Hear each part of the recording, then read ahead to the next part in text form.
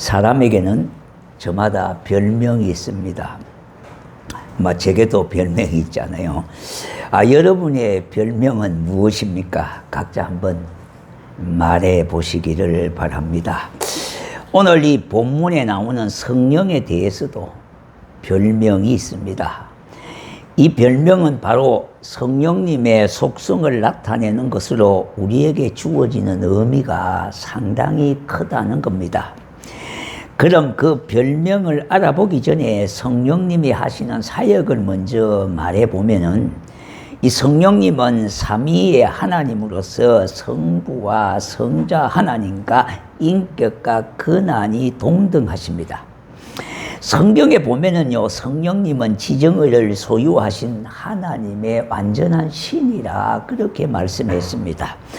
그리고 성령은 이 땅에서 하나님의 백성들을 인도하시고, 여러분 하나님 앞에 물질 드릴 때에 한 주간도 인도하심을 감사합니다, 이런 물질 드리는 분들이 있습니다. 또한 고린도전서 2장 10절에 보니까 말씀과 기도와 찬양을 통해서 우리에게 깨닫게 하시는 일이 있습니다. 말씀을 들을 때에 하나님께서 우리에게 깨달음을 더해 주시고, 찬송할 때에 영적인 깨달음을 갖게 하시고, 기도할 때에 하나님께서 우리에게 주시는 지혜와 깨달음이 너무너무 많습니다. 에베소서 4장 30절에 성령님은 우리에게 은혜와 사랑과 감정을 통해서 느끼게 하신다, 이 말입니다. 다시 말씀드린다면은 샘솟는 기쁨을 가지게도 하시고, 아픔의 마음도 갖게 하시고, 탄식하는 마음도 갖게 하시고, 또 평안한 마음도 우리에게 주시는 일, 느끼게 하시는 일이 성령이 하시는 일입니다. 고린도전서 2장 11절에 성령님이 나를 통하여 자신을 나타내시기도 합니다. 그러면 성령님은 무엇이며 어떠한 일을 하시고, 그는 그 성령님이 우리에게 어떠한 관계가 되는지를 살펴보고자 합니다. 첫 번째는요, 성령의 하나님이십니다. 하나님의 성령이다, 이 말입니다. 오늘 이 본문에 있듯이요, 하나님의 성령이십니다. 그래서 성령님은 어떤 분이신가 그렇게 하실 때에 하나님의 성령이 되십니다. 자, 그러면은요, 마태복음 3장 16절에 예수님께서 세례를 받으시고 건물에서 올라오실 때에 하늘이 열리고 하나님의 성령이 비둘기같이 내려 자기 이에 임하심을 보시더니 그랬습니다. 여기도 하나님의 성령이 그렇게 말씀했습니다. 성령님은 바로 하나님의 영으로서 하나님의 전지하심과 전능성을 그대로 가지고 계시는 분입니다. 하늘에 계신 성부 하나님은 우리가 육안으로 보이지를 않습니다. 볼 수가 없습니다.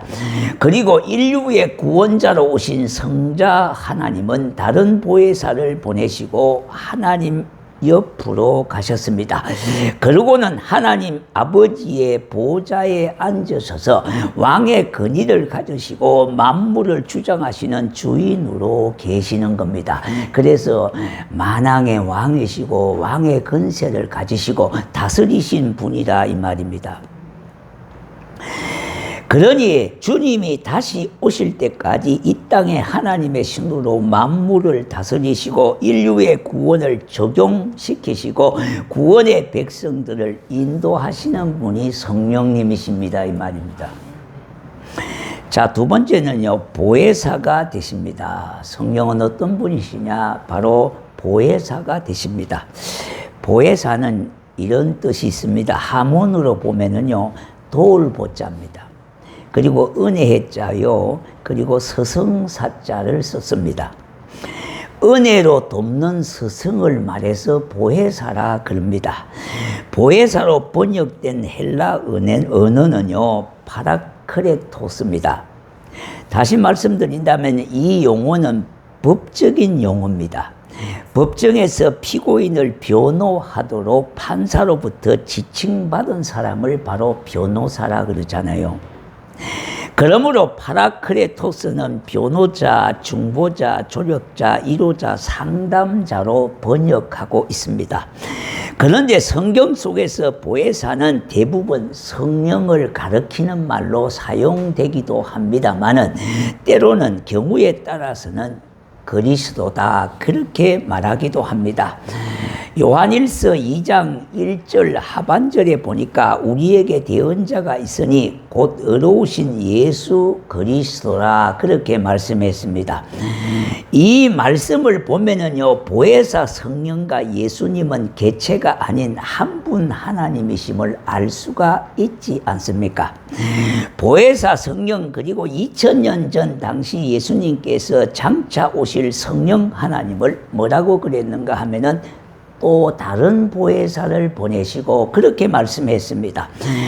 요한복음 14장 16절 내가 아버지께 구하겠으니 그가 또 다른 보혜사를 너희에게 주사 영원토록 너희와 함께 있게 하리니, 여기서 또 다른이라고 하는 말로 번역되는 헬라 언어는요, 알로스라고 하는 단어입니다. 이 말은 똑같은 종류 중에서 다른 무엇을 나타낼 때에 사용되는 말이라 이 말입니다. 쉽게 말하자면은, 플러스 말하자면은, 장차 오실 보혜사는 예수님과 본질적으로 같은 분이시라고 하는 것을 의미하고 있다 이 말입니다. 그러니까 똑같은 종류 중에 그 종류 중에 있는 것을 다른 말로 표현할 때에 쓰는 언어가 바로 알로스라고 했습니다. 그러므로 두 분은 별개의 존재가 아니다 이 말입니다. 예수님께서 성천하셨다가 다른 이름으로 오시리라고 하는 의미로 이와 같이 제자들에게 또 다른 보혜사로 그렇게 말씀하신 겁니다. 실제로 예수님께서는 보혜사 성령께서 당신의 이름으로 오신다고 말씀하셨습니다. 보혜사는 예수님이 하늘로 성천하셨던 그 말씀대로 다시 오겠다는 말로서 보혜사를 보내겠다는 말로 표현한 겁니다. 요한복음 14장 26절에 보니 보혜사 곧 아버지께서 내 이름으로 보내실 성령, 그가 너희에게 모든 것을 가르치시고 내가 너희에게 말한 모든 것을 생각나게 하리라 그랬습니다. 이 진리를 깨달았던 사도 요한은 예수님께서 곧 이로자가 되시고 변호자가 되시며 상담자이심을 분명하게 증거하고 있습니다. 한마디로 보혜사는 나의 진정한 이로자가 되시며 나를 지켜 보호해 주시는 보호자가 되신다 이 말입니다. 이 세상에서 우리가 낙심될 때에 이뤄줄 자가 누구시겠습니까? 오직 성령 하나님이십니다. 뿐만 아니라 사람 보고 실망하고 그렇게 분노할 때에 우리에게 용기를 주시고 평안을 주시는 분이 누구시냐? 오직 보혜사 성령님이십니다. 내가 약하고 부족해서 참으로 하나님 허우적거릴 때에 나를 붙들어 주시고 나에게 새 힘을 주시는 그분이 오직 성령 하나님 되십니다. 자, 세 번째는요, 바로 성령은 어떤 분이냐? 진리의 영입니다. 첫 번째, 하나님의 성령이 되신다고 말씀하셨고요. 두 번째는 보혜사가 되신다고 말씀했습니다. 자, 이번 이제 세 번째로 진리의 영이십니다. 사도 요한은 왜 성령을 진리의 영이라고 말씀하고 있는 것입니까? 보혜사 성령을 다른 명칭으로 소개할 수도 있을 텐데 사도 요한이 보혜사를 굳이 진리의 영이라고 소개하는 데는 그만한 이유가 있다는 말씀입니다. 그것은 예수께서 진리이기 때문에 그래요. 내가 곧 진리요 생명이요 그렇게 말씀하고 있지 않습니까?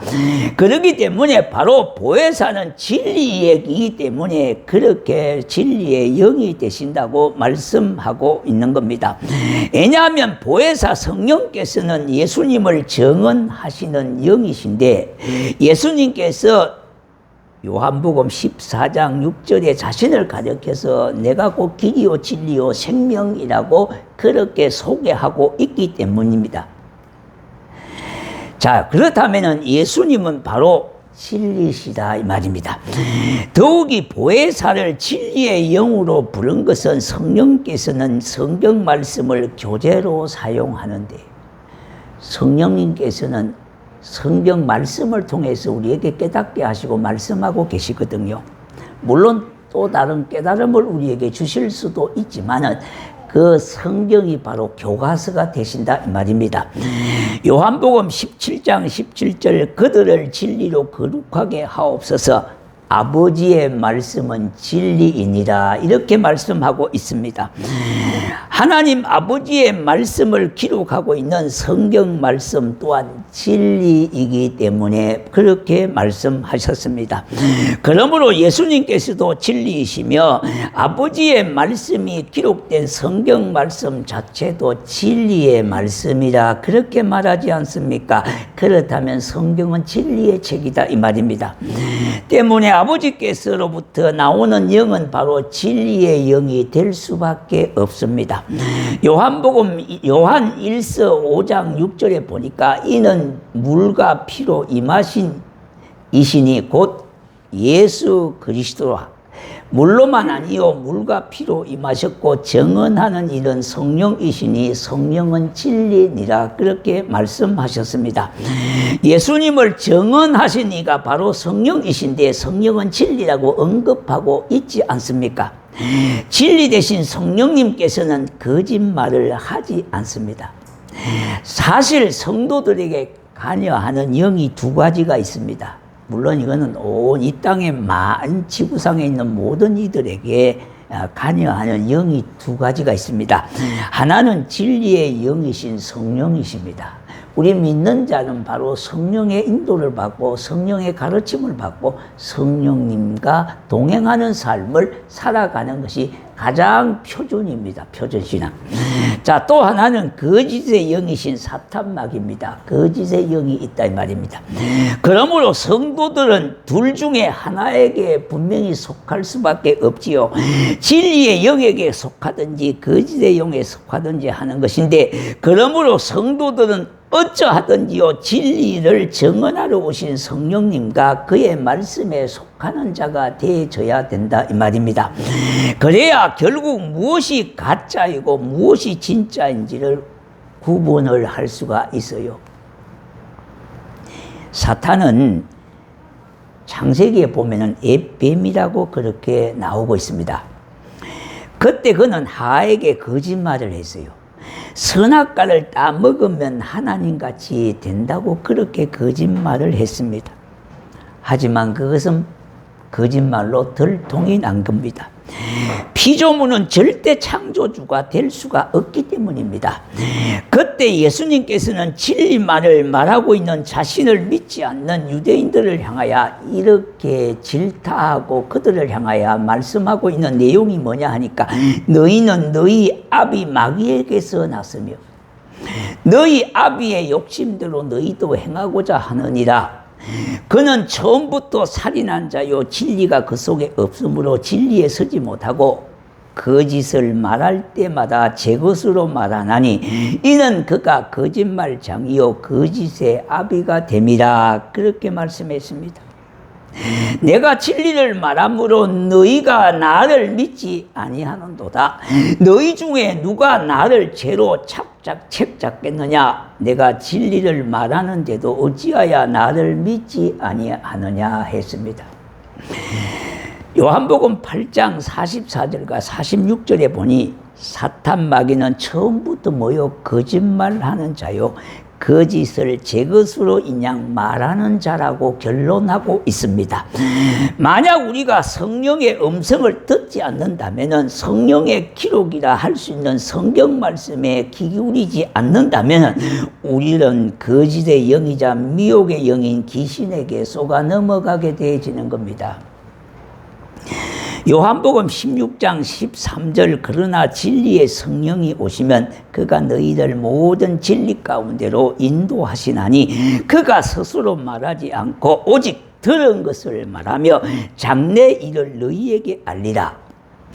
진리의 영이 내게 찾아오시니 내가 진리 가운데로 인도받게 되어진다 이 말입니다.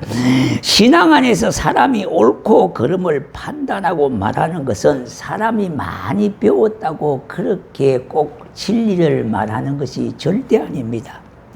똑똑하다고 진리가 충만한 것도 아닙니다.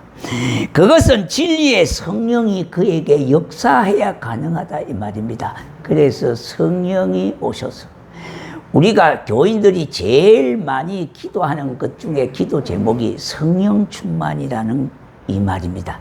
그래서 기도할 때 보면은 성령 충만, 성령 충만, 성령 충만케 하옵소서 이렇게 말씀하고 있는데요. 이 말씀은 한마디로 말하면은 능력 충만, 말씀 충만한 뜻입니다. 성령이 충만하면 진리로 충만하게 되고요. 성령이 충만하면 능력이 충만하게 되기 때문에 그렇다 이 말입니다.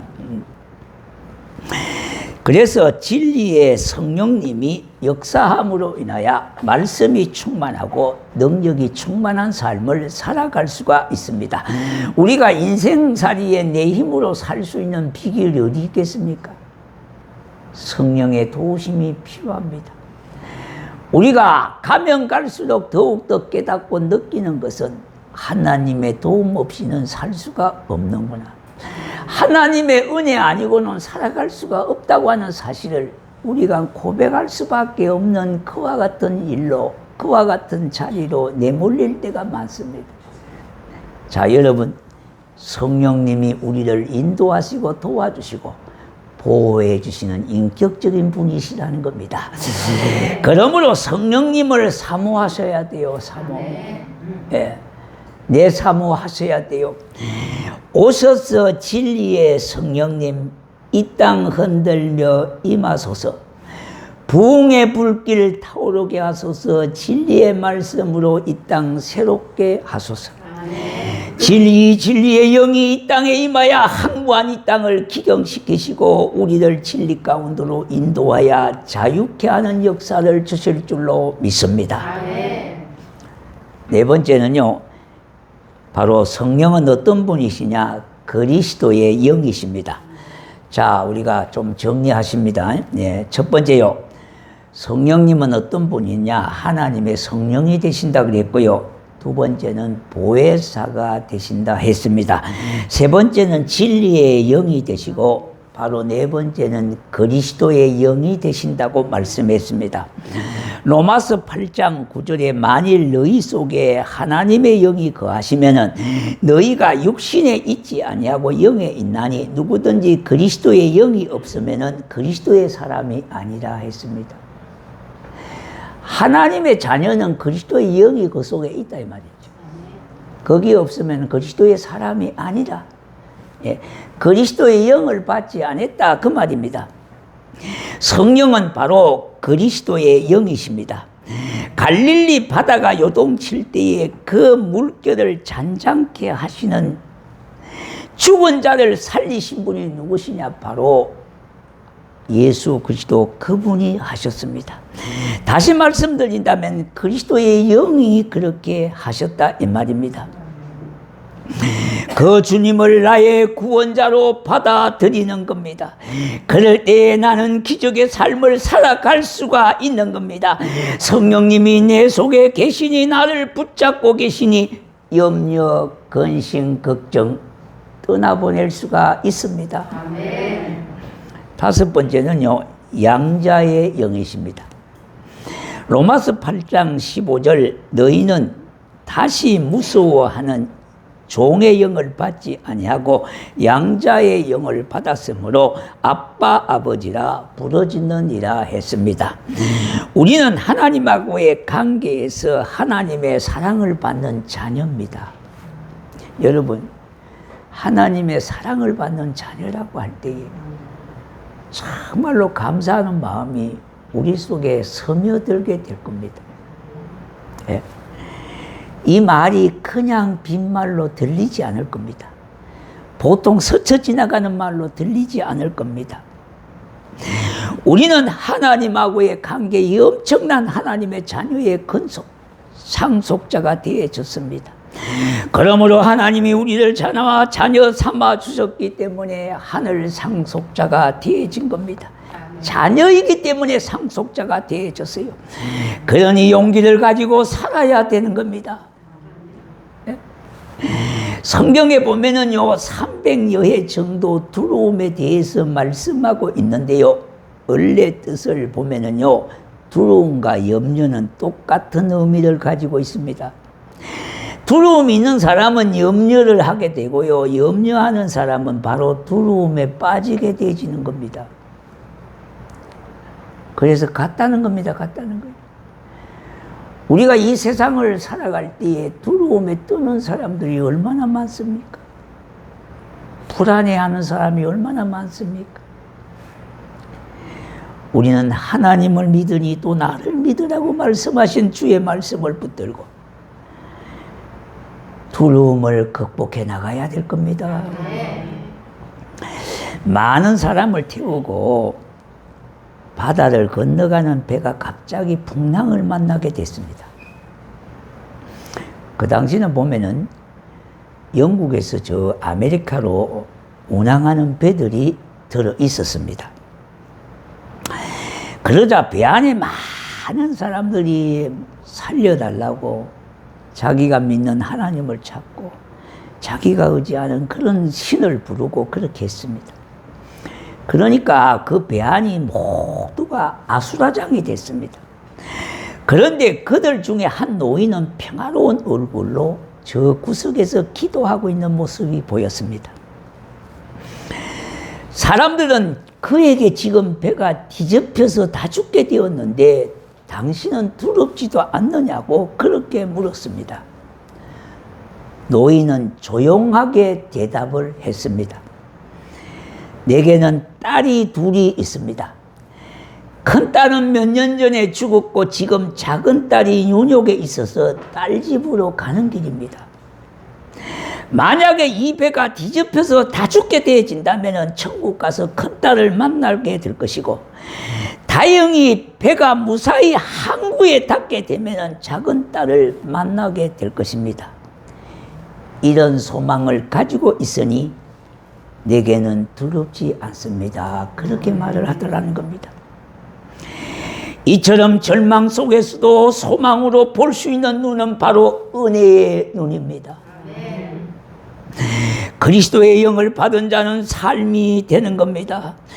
그러니 사람들이 보는 눈이 대단히 중요합니다. 여러분, 예수를 믿으면요, 첫 번째 말하는 것이 달라집니다. 옛날의 말이 아니에요. 속된 말에 붙잡혀 있는 삶이 아니에요. 예, 말이 달라져요. 말이 달라져요. 그런데 두 번째는요, 뭐가 달라지는가 하면은 보는 눈이 달라집니다. 그리스도의 영으로 충만한 분은요, 미래를 내다볼 수 있는 비전이 생겨요. 자꾸 오늘만 탓하고 지난 과거만 탓하면 안 돼요. 예? 세상 사람들은 과거와 현재까지만 이야기를 하지만은 미래를 이야기하지 않습니다. 그러나 예수 그리스도의 영으로 충만한 사람들은요, 미래를 내다보고 미래를 노래하는 겁니다.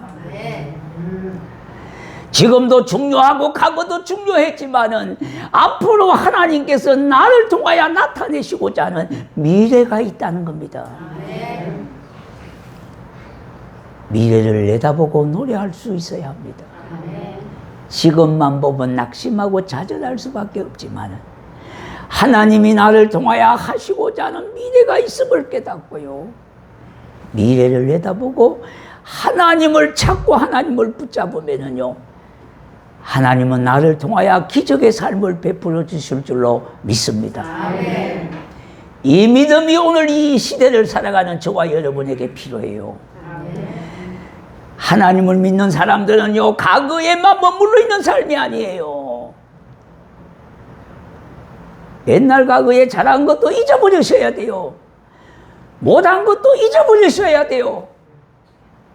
지금과 미래가 중요하다 이 말입니다. 여러분, 인생에게는요, 세 가지의 정년이 있습니다. 첫 번째는 은퇴 정년이 있습니다. 예.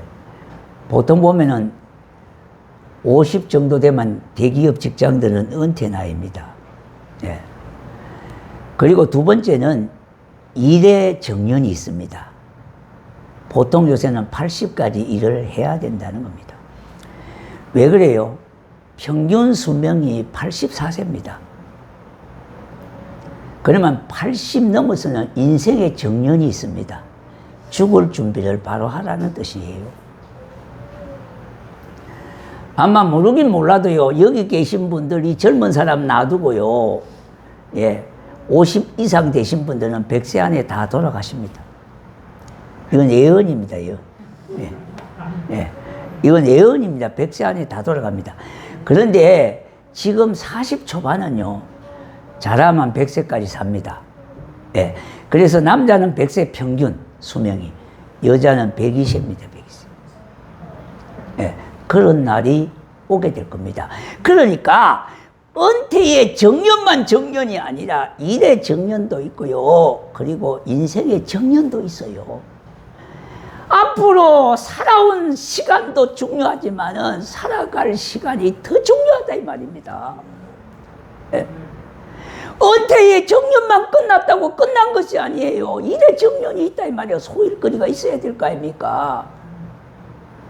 그리고 80이 넘으면 이제 인생의 정년을 맞이할 준비를 해야 된다 이 말이에요. 왜? 평균 수명이 84세니까 그 전에 돌아가시면 할 수 없고요. 예. 예.